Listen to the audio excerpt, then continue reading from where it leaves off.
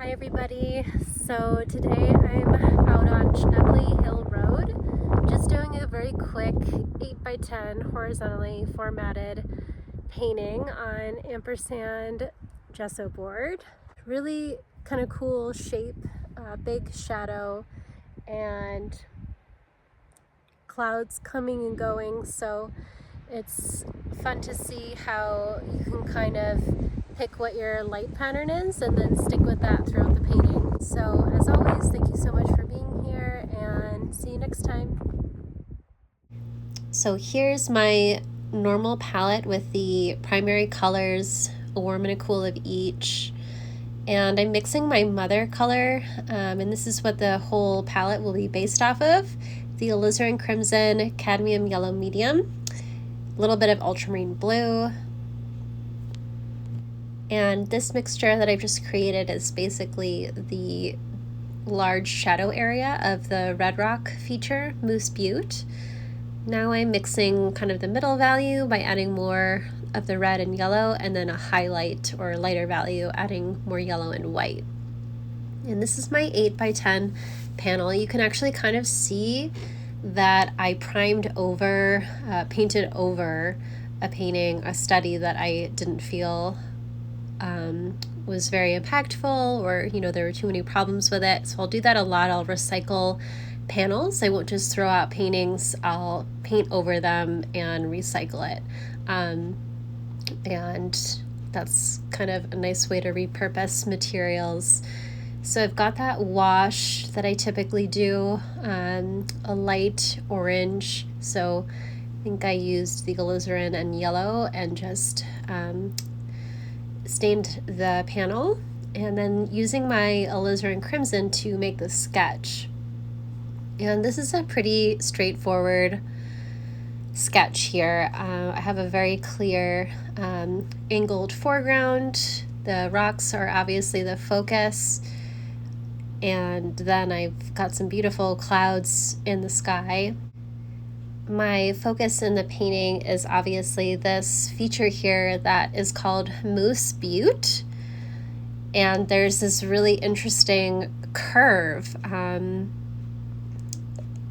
of an interesting asymmetrical piece of the rock, and it has almost like an amphitheater quality if you're really looking into that shadow.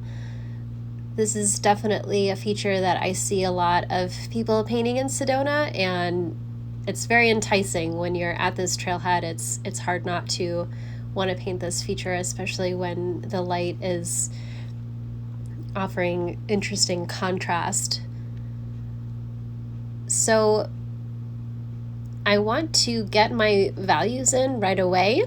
The light is always a bit more fleeting with the clouds, and I find that my values are better when the light is fleeting because I get really clear about what my dark, middle, and light is right off the bat, and I really try to maintain it. Sometimes when we have like flat light or overcast light or just a consistent sort of light source, we can maybe get a little lazy with the values and not communicate the value structure as much as we need to be. So you can already see that face of the red rock has already dropped into shadow because some of the clouds, but I know from putting in this this big shadow here that that's what I want to communicate is that piece of shadow, and then the rock faces getting that full sunlight on them. And it's kind of dropping in and out of light at this point.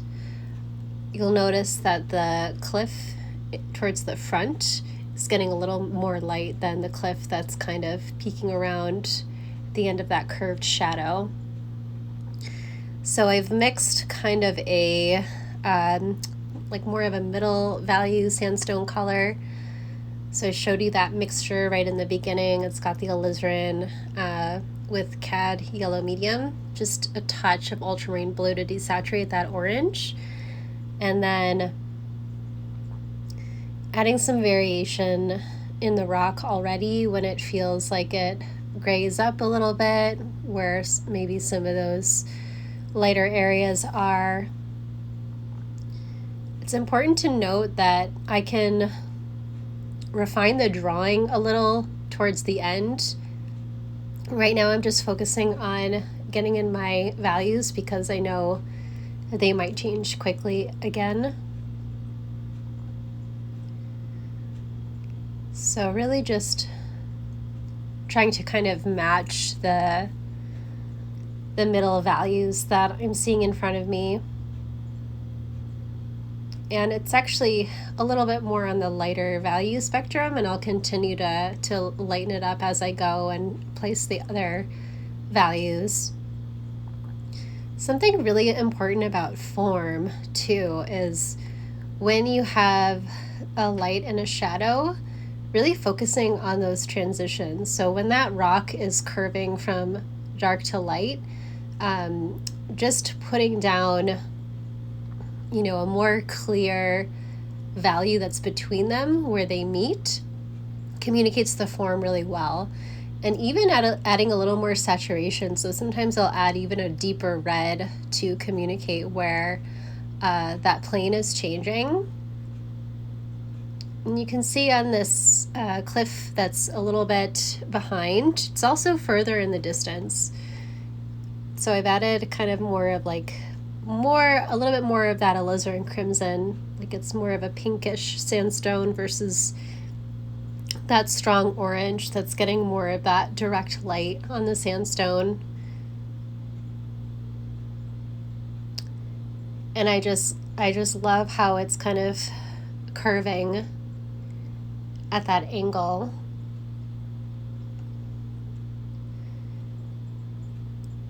We are getting a little bit of glare from the sun on the panel too, so it does make it a little bit harder to read those subtle transitions that I'm placing, but you can see how I'm kind of finessing some of those transitions. But already I've really got my light and my dark for these features, so even if the light changes again, I've already placed my values there, and I can work with that. When I look at the sandstone that's leading up to these features, they feel like a little bit more mauve. They've got they're more crumbly, so maybe a little more of that green vegetation, kind of graying it down a little. And it's kind of hard to see in the video, but when you're painting from life, you can really see those subtleties a lot better. And I am putting some of this vegetation in. I'm going with a green that's got a little bit more red mixed into it. Even though that sandstone is kind of getting blasted with the light, there's still kind of a darker shade to that vegetation on the feature. So eventually when I get in that foreground vegetation, I'll be able to differentiate the values a little bit, maybe just keeping that bluer and lighter to communicate the distance.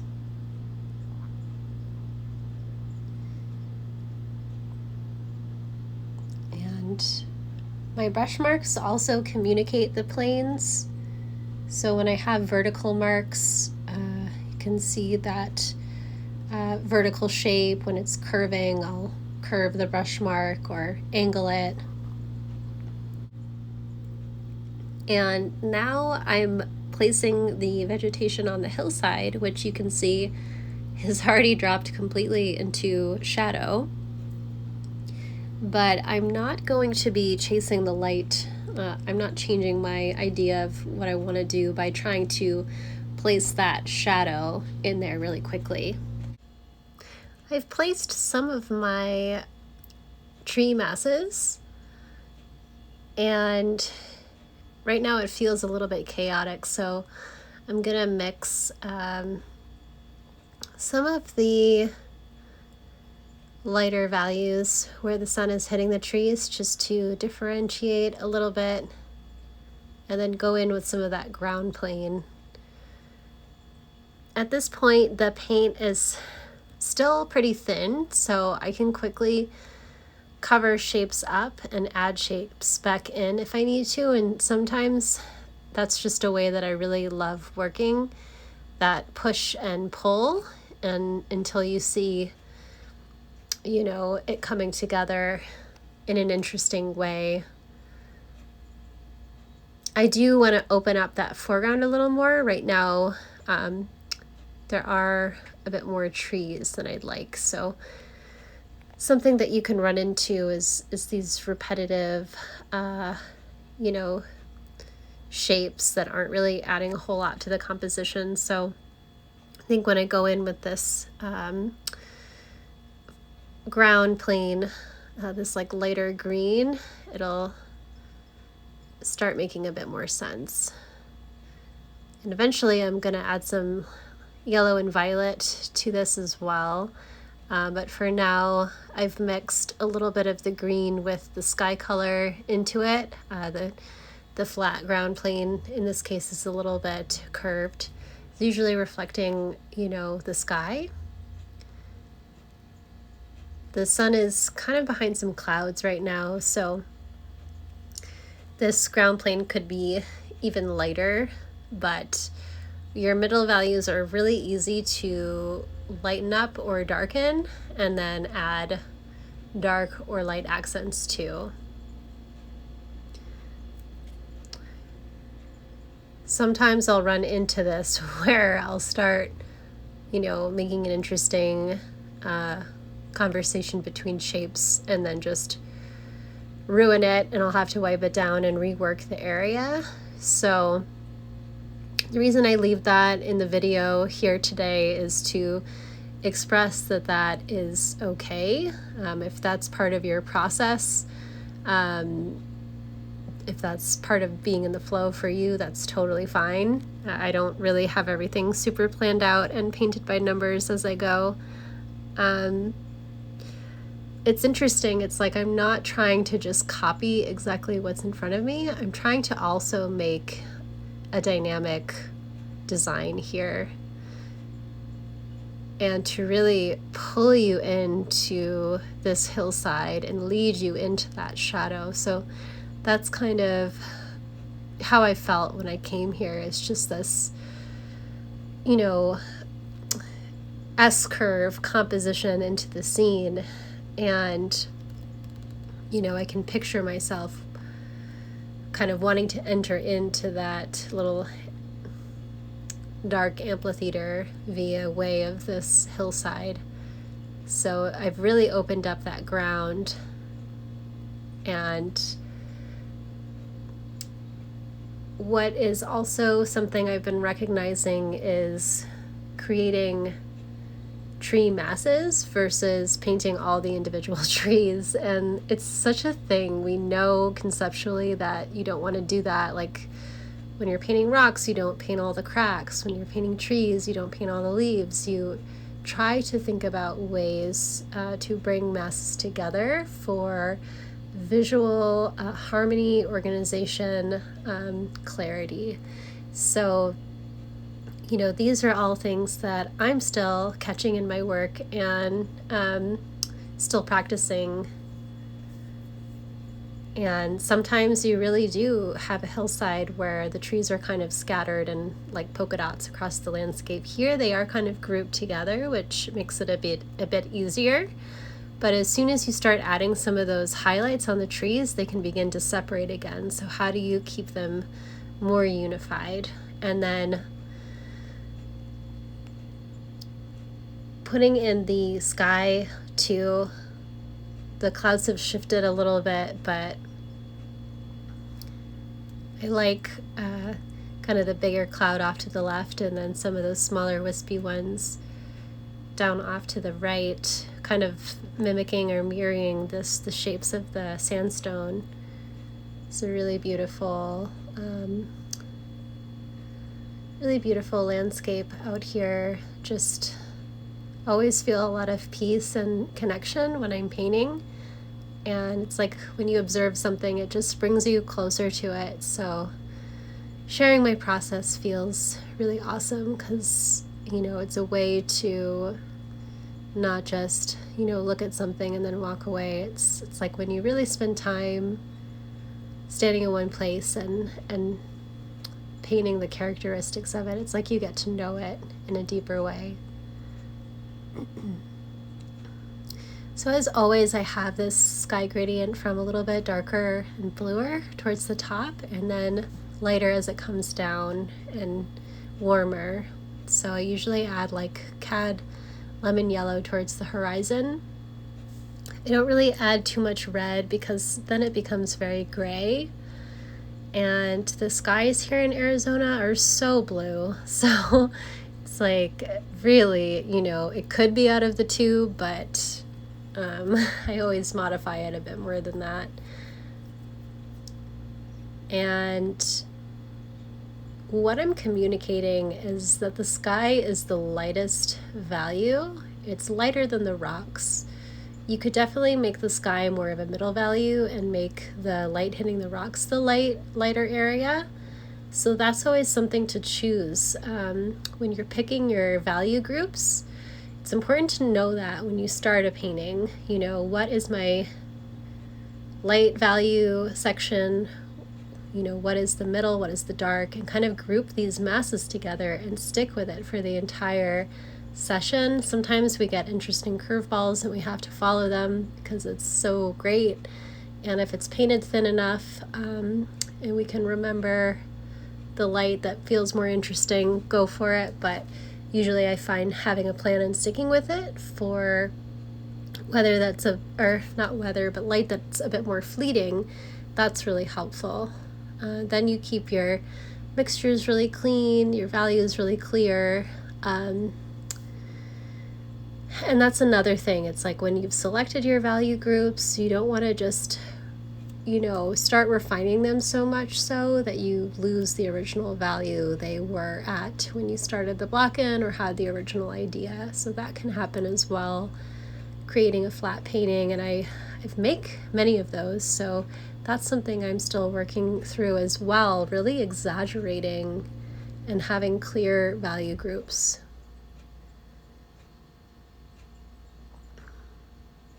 And of course, you have all these, rules in mind, and then there's that part of you that kicks in that's just intuitive and wants to be in the flow. So how do we manage both? And I think I talked about that in my last video, but it's really important to keep the artist, the creative genius, the heart in every brushstroke, as well as the intention to communicate it in a clear way.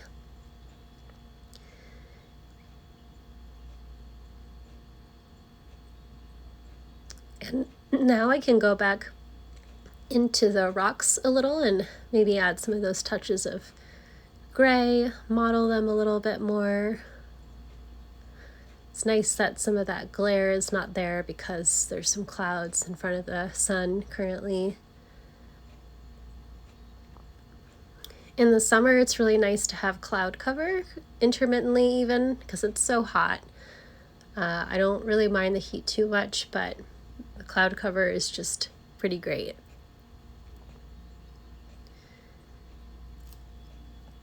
And I really haven't gone too much back into that shadow, and I think I'll probably leave it because it's the correct value and you can kind of even see some of that warmth of the stain through it, which I like. There's that interesting little feature there that has some light hitting the side of it too. So I've added that in for better, for worse. It's like all these little things that you pick up on that are kind of magical when you see the painting in person. You see maybe the little details that are just really hard to make out in a photo. There's just so much more visible in the landscape when you're really just watching. And it's almost like the longer you sit and observe a landscape, the more you notice. So it's always one of those things, like how much to include and what do I need to lead out. So you have a large visual vocabulary out here, and you get to pick and choose what will be in the scene to communicate this vision or this experience that you had with it. Dropping in a little of that highlighted band, and you can see that I've added that in the shadow too. That really ties it together. It's like you can read the shadow more, and then you can also read that curve a bit more too. I love how that lighter band also kind of threads together the whole feature from shadow into light. So I've added in some more yellow highlights to the ground plane and then dropped some of that vegetation into a lighter blue shade. Because everything is really painted in now, I can begin to refine some of the shapes a little bit more. I was never too happy with this big cliff on the left, so I'm taking the opportunity to tease out that top of it. It almost kind of looks like a coffee pot or a teapot. You've got this interesting, like, detached spire, and then that little fin at the top that kind of rounds out into the rest of the shape. But it definitely feels monumental, communicating that through having it be like a little more skinny towards the top and then widening it out at the base gives it that vertical perspective of grandeur.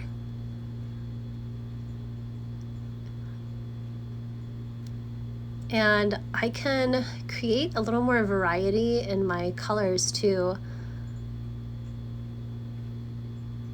So the shadow and some of the areas where the sandstone changes from warmer to cooler or more saturated to more gray or muted. And feeling like I really want to go into that transition more too, to feel like it's curving out from the shadow. So that plane shift I've communicated a bit more. And going into the top of the other feature to the right, kind of adding some of the light touches at the top and, rounding out the shape a little too.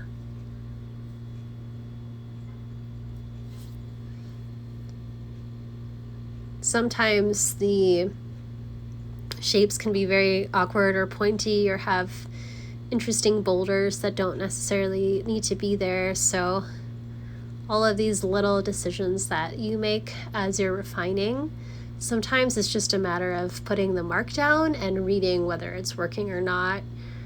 And that's really painting in a nutshell. And that's what's great about these studies is I'm learning this piece of the landscape. So, the goal isn't necessarily to make a finished painting, but, I am bringing it to a nice level of finish. As long as you have your values relatively consistent, and as long as you're painting from thin to thick or in a way where you can modify, you can really change quite a bit as you go throughout the painting. Obviously nothing too drastic, but yeah, that's the nice thing about oil. And like I showed you before, you can always wipe down sections and repaint them if they're not working. So I've decided to add a little bit more dark or depth to the top of the sky here to communicate more of that gradient. And I think that is going to really help to pull it together a bit more, adding some of that darker blue towards the top. And then cutting into that cloud shape a little because it was feeling a bit heavy. Feathering it into the middle band, and then adding more yellow and white again as it comes closer to the horizon. So overlapping those transitions with visible brush marks is really beautiful. It's very impressionistic, creates a lot of like atmosphere, harmony, makes it feel alive. So I always try to, leave that showing if possible. Try not to blend too much. I really like seeing the marks in my paintings, so I'm always a little disappointed when it gets too blended. Just easy to do with oil. You just have to be more direct and intentional with the brush marks. Adding more paint than you feel comfortable with. And yeah, this is the finished piece. Pretty happy with it. Thank you for joining me for another outdoor Sedona painting session.